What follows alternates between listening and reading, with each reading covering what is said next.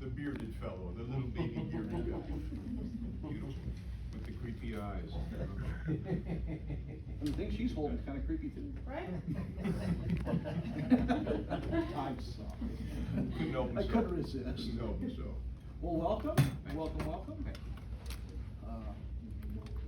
Wonderful works. I finally got to watch the Soldiers the other day for the first time, and that was fantastic.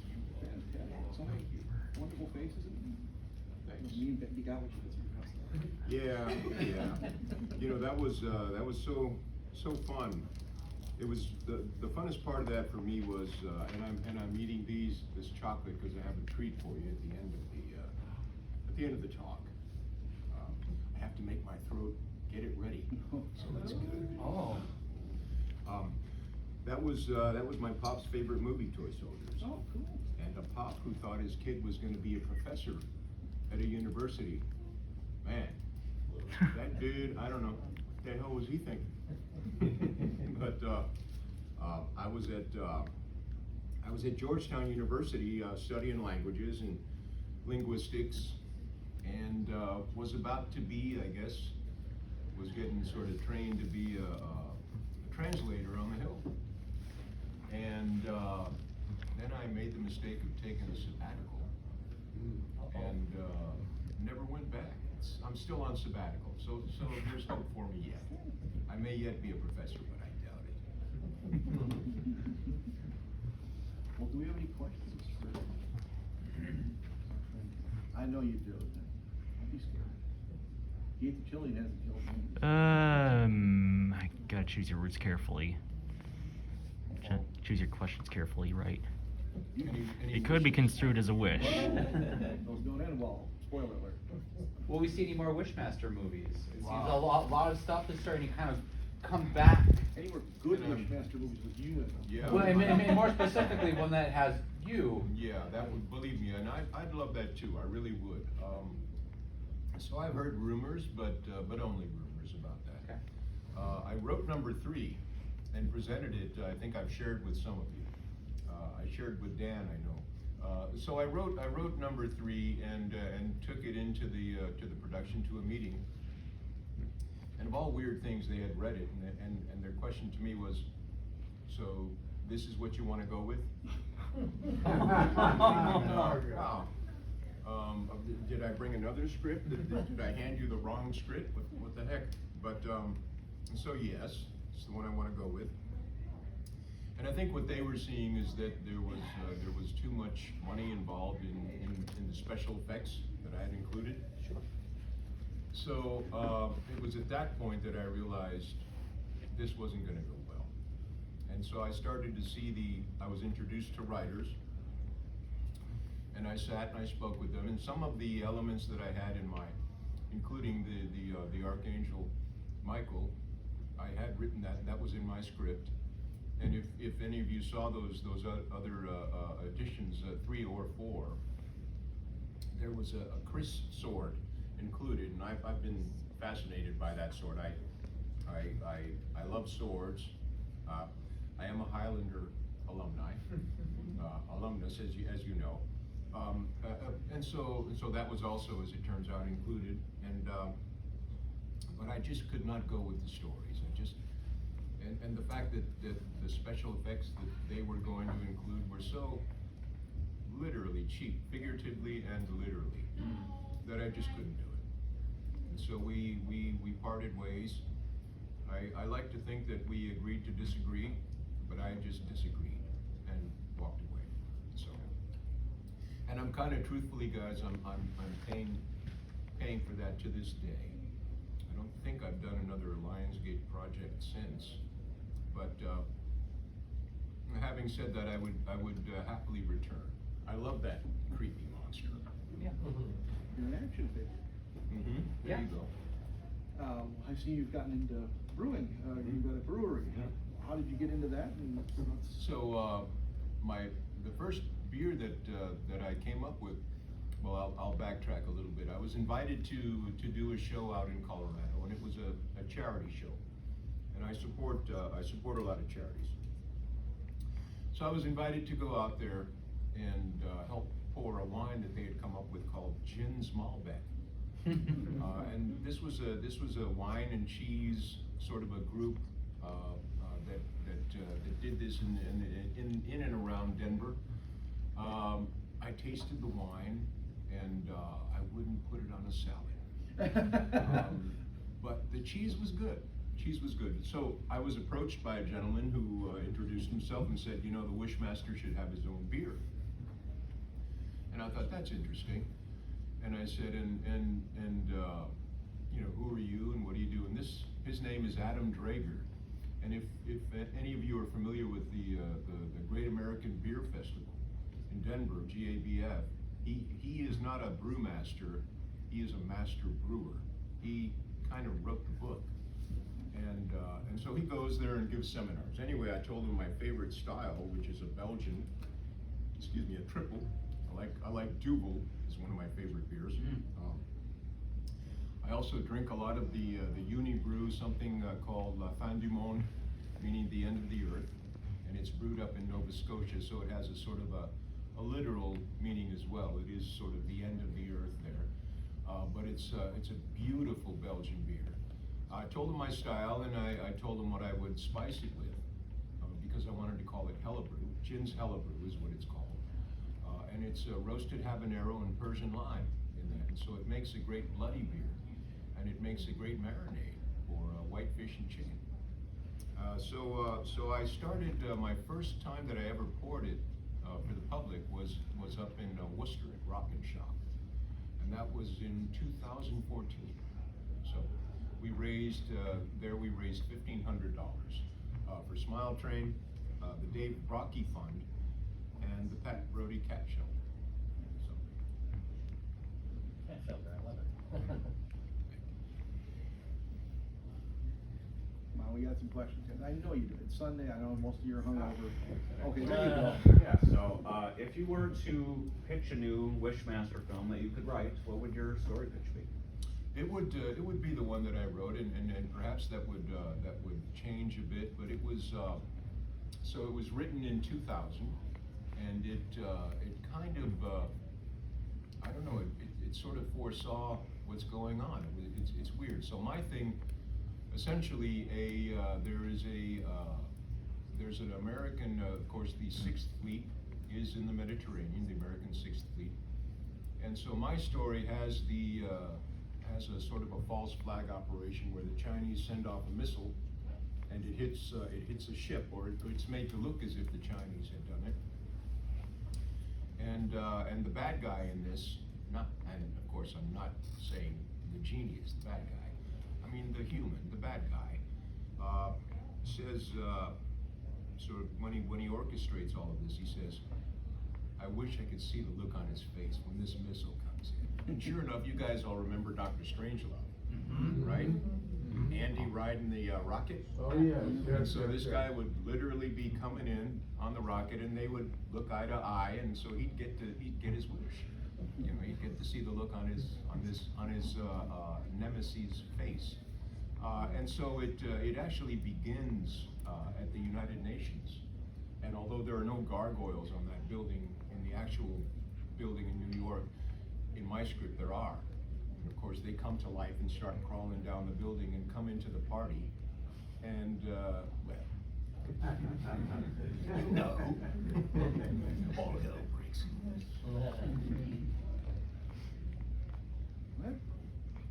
Oh, yeah, so what if someone like with actual evil intent were to awaken the jinn? I'd kind of like to see that as a premise.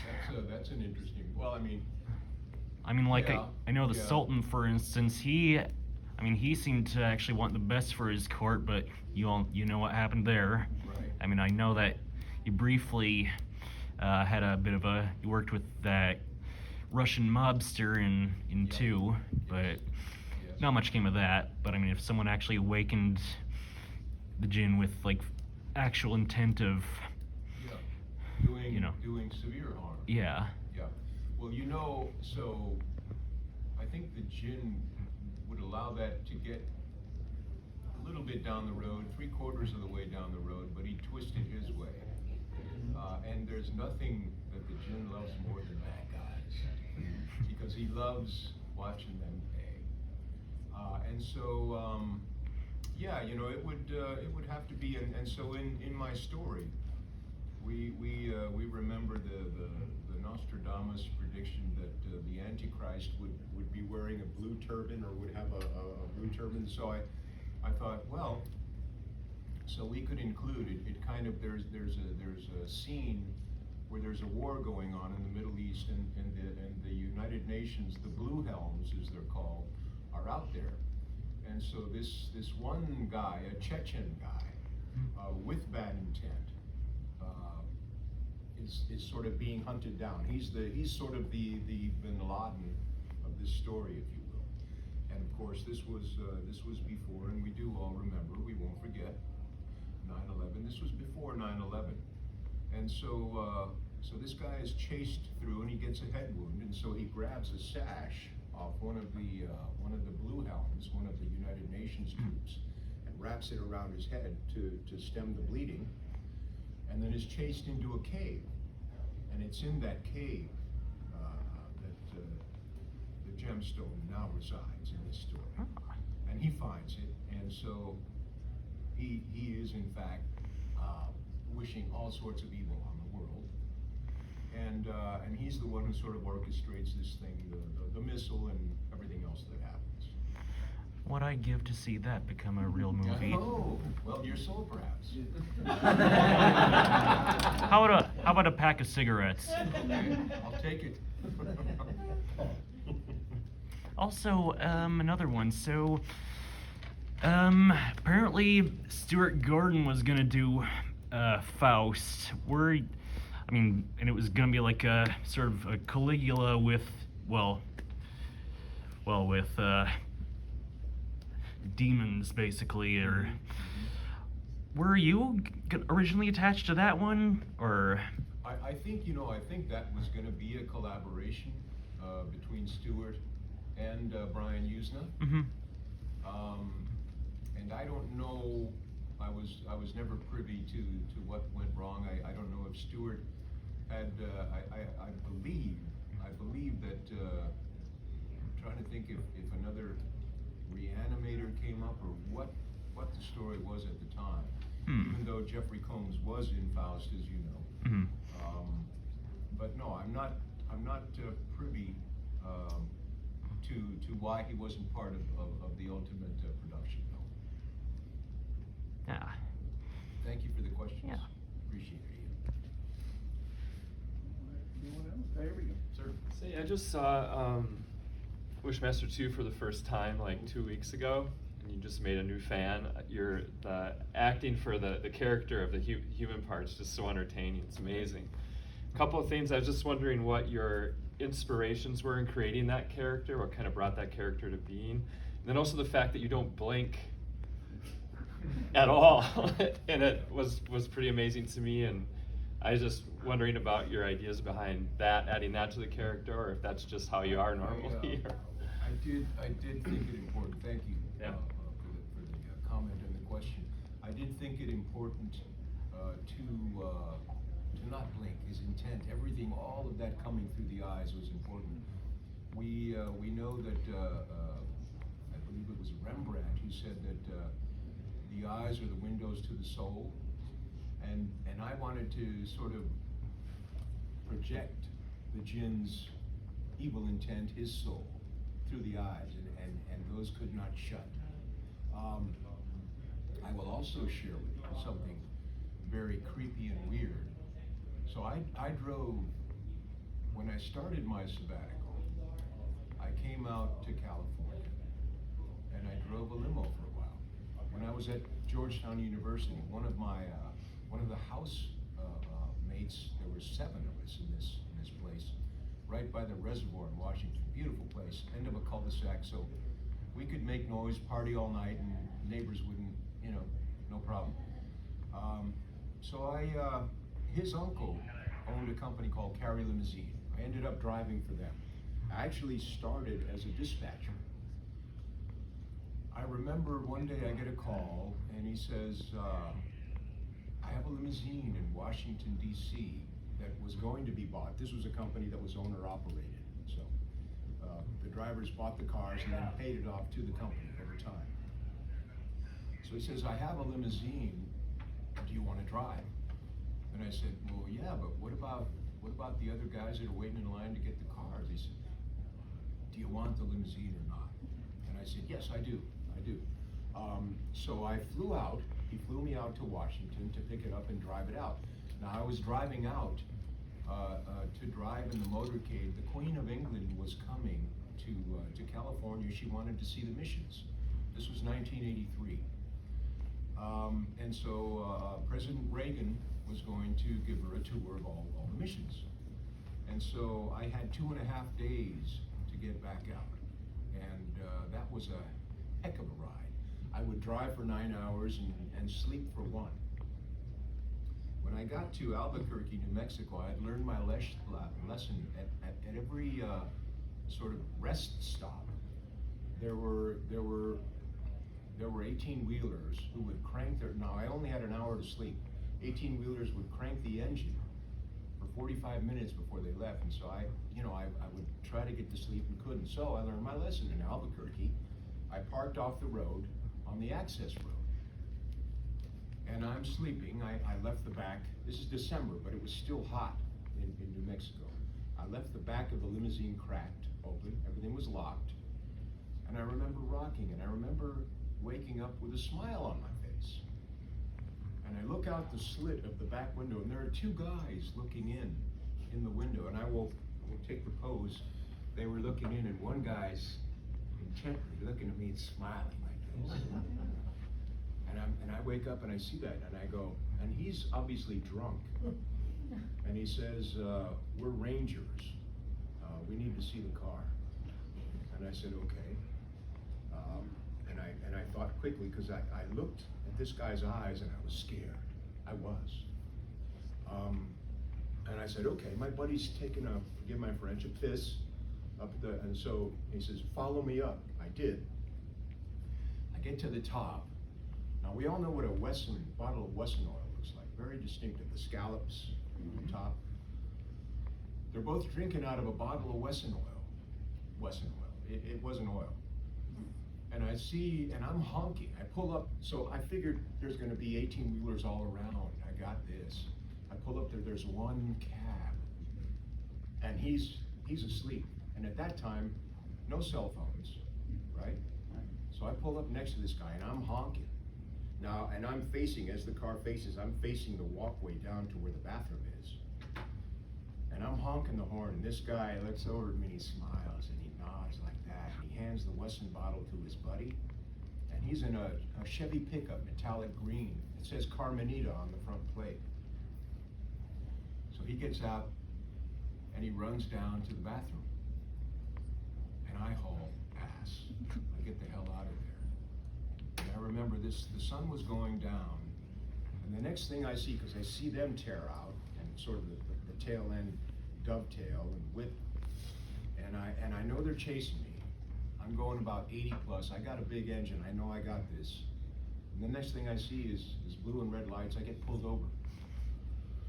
Well, to get to the punchline of the story,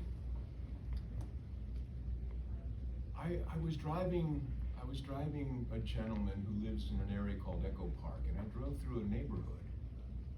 And all the rage, all the news at that time was about this guy who was killing grandmothers and scooping their eyes out, and had done so all the way out along the 10. And so I'm driving through this neighborhood, and I say, I don't know why, but I say to the guy in the back seat, I say, they're gonna catch that guy tomorrow. Why would I say that? Do you know who this guy was? Want to take a guess?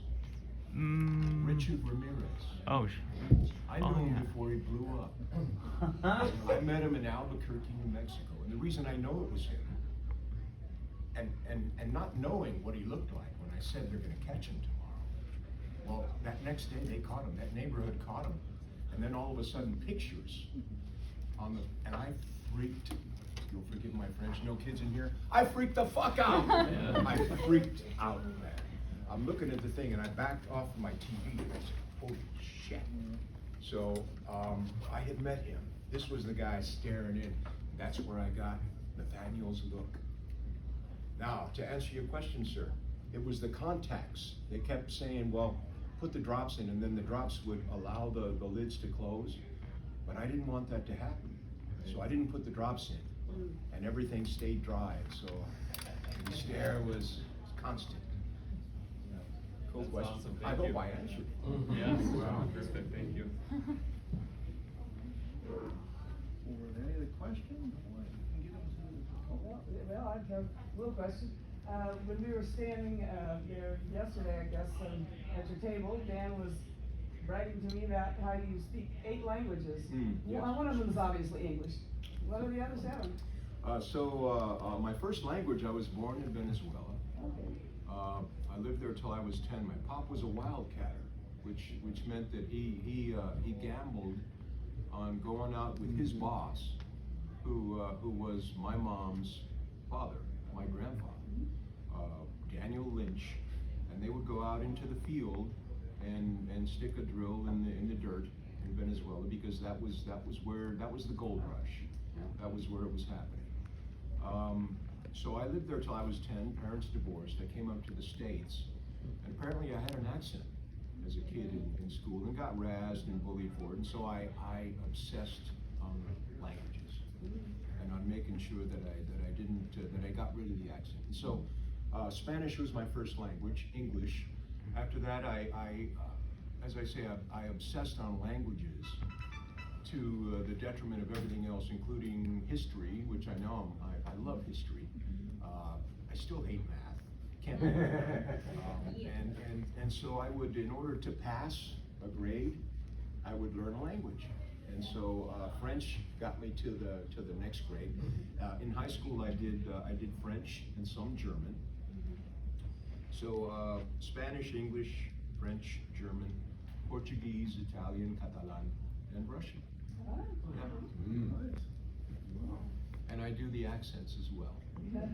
You may have heard. It probably helps with your field of work. It does, it does. I was sharing with some people about Toy Soldiers that when I did that movie and it came out, and the comment to my agent was, well, he's a wonderful actor, but he'll never work much with that accent. So, yeah. Do we have any other questions? Otherwise, we can give him over to the, oh, cool. Yeah, so it looks like you own a brewery of some sort. I So do. are you a home brewer? Did you That's start the out a first home brewer and then, It's all right. Yeah, so was that a question already? no, That's that's all cool, right. that's cool. So the brewery's been around since 17, really.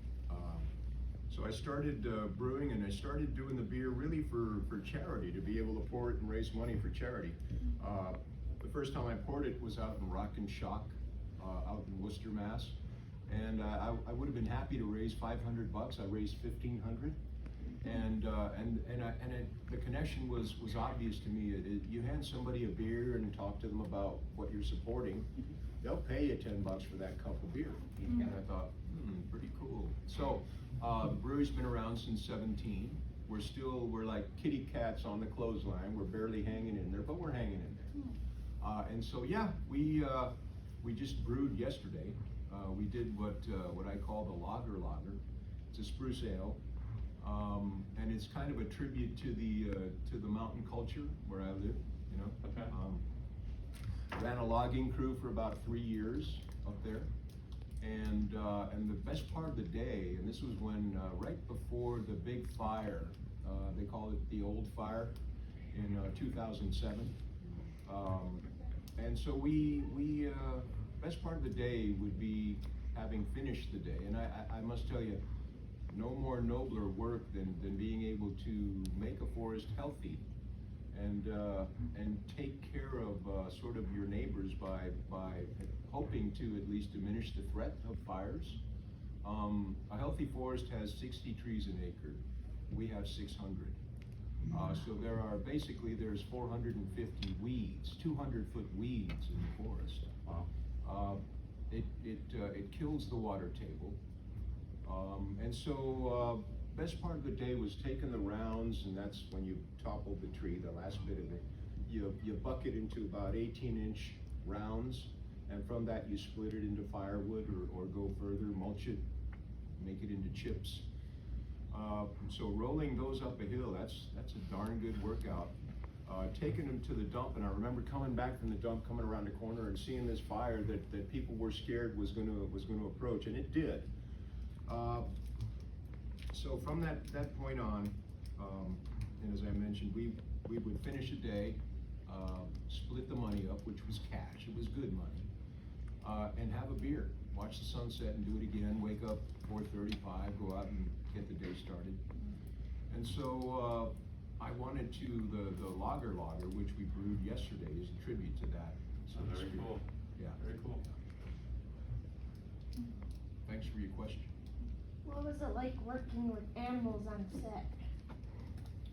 Well, if you've seen me at my table, you know that I love animals. I mean, a beautiful little two-color-eyed rat came by the table yesterday, and I had to pet it and hang out with it. And yeah, I'm a pushover for animals. You know, I think it was W.C. Fields who said, "Don't work with kids or animals; they'll steal the show." I don't mind them stealing the show. I get a kick out of them, and especially animals. I love animals. Except, you know, I love horses. My family are very good with horses, riding, equestrians, but horses don't like me. You know, I get on a horse and they look for a rock or a tree to scrape me off. I don't know, I've never had much luck with it. I'm glad that's my wife's table, her friends do the rats, so. Oh, okay. They can Cool. swing by Yeah, and see. yeah, that was a sweetheart. And I think was it Nico? I think it was Nico. Yeah. Went around with Sebastian this morning, so. Oh, okay. Sebastian's the best. I was just gonna say that. I love Sebastian. Yeah, Nikki. The movie Demons, is there gonna be a sequel coming out to it? I don't know. I hadn't heard about there being a sequel to that. That was big pardon? I enjoyed it very much. Oh, well, thank you. I enjoyed where we filmed it. That was Hattiesburg, Mississippi. Enjoyed being in that town. I was just down the road or up the road from Nolens, but I never got down there, man. Aw. To my shame. Just didn't have the time. Sure. But I'll put in a good word for that. I'll say, Nikki has a question.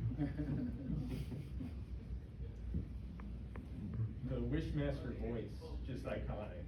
Well, thank you. Did you bring that into the audition, or was that No. later No, into no. the filming process? As a matter of fact, Robert Kurtzman was a fan of toy soldiers. And so I don't know what made him think that I could do that role. But he did, and he insisted, and he fought the studio to get me in there. And one of the things, as opposed to, usually I'll go to an audition to audition, but one of the things we sat and talked about, and I think what he wanted to hear from me is, what would you do with the voice? And so we talked for half an hour. Would it be a British accent? How would it be? How would it go? And of course, with my sort of knowledge of different languages, and of course this was an arcane being, an ancient being, and so it had to be something. It had to be organic, and so I think part of what had to happen is that the timbre of the voice had to be special, and even then I had no idea what that would be. You've seen me eating chocolate. That's what aided that timbre. The fact that the chocolate has whey. And I have a treat for you, if I can remember the damn quote, and I will. I will spit it out for you in a little bit. But it took a while. It took a while to figure out. One of the happy coincidences was my first day in makeup, and we broke for lunch, and I went to have lunch, and I have a good appetite, so I'm shoving food in my face. And I'm noticing that a lot of it is getting between the mask and my skin.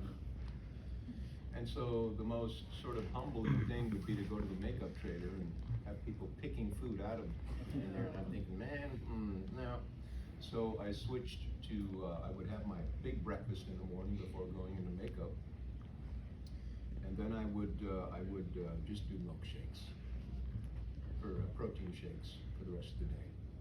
And I noticed that the whey in that powder would give me a sort of a resonance. It would build up the phlegm in the throat, and I never cleared my throat. So that helped the situation. Do you have upcoming projects for 2022? I noticed the Hague Witch. Yes. Just wondering if you could talk about that a little bit.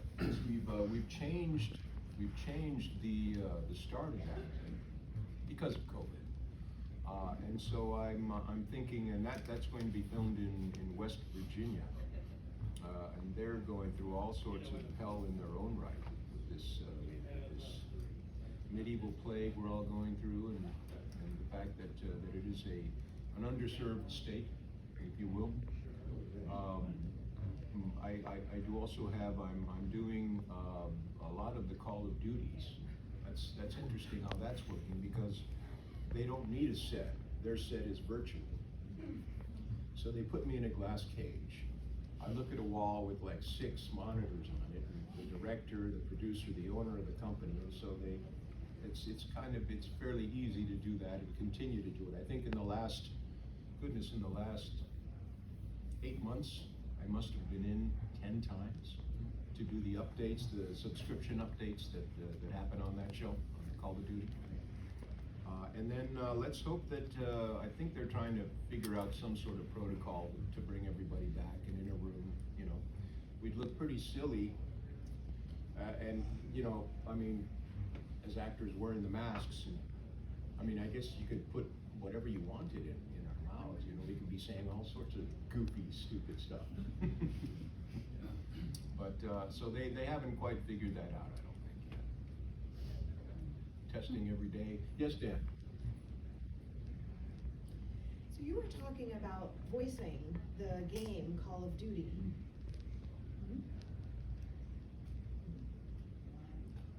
I've played that game before, and I think there's a 4th edition of that for Call of Duty. Yes. On PS4? I believe so. Yeah, PlayStation 4. And I've played that, and it is great. It's tough though. It's hard to beat. I can't beat it. And I play it online, and it's a pretty tough game.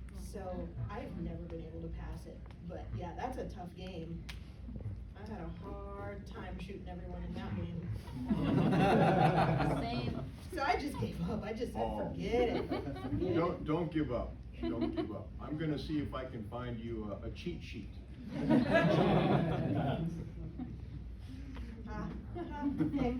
Well, I think we gotta get Andrew over to the photo ops. Very good. If I can ask you for a moment, let's suspend for a moment. I will ask you all to close your eyes, all of you. And before you do, take your wallets out, put them on your knee. No, please close your eyes. I have a little treat for you. Run, insect. Run and tell those you will what you will. Tell them there is something loose in their city. Something which feeds on wishes. But tell them quickly, while you still have a soul. Thank you.